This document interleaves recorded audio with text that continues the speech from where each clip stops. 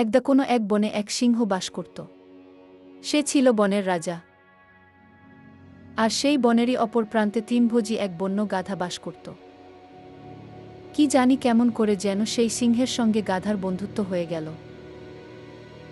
বন্ধুত্ব হওয়ায় একদিন সিংহ ও সেই বুনো গাধা একসঙ্গে শিকারে বেরোল।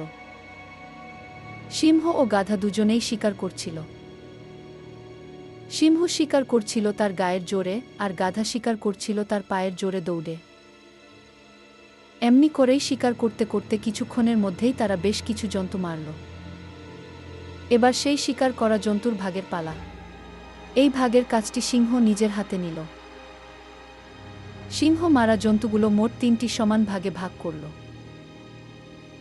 ভাগ করার পর সিংহ বলল, আমি বনের রাজা, তাই প্রথম ভাগটা আমিই নিচ্ছি এবং শিকারে তোমার অংশীদার হিসেবে দ্বিতীয় ভাগটার পাওনাও আমার।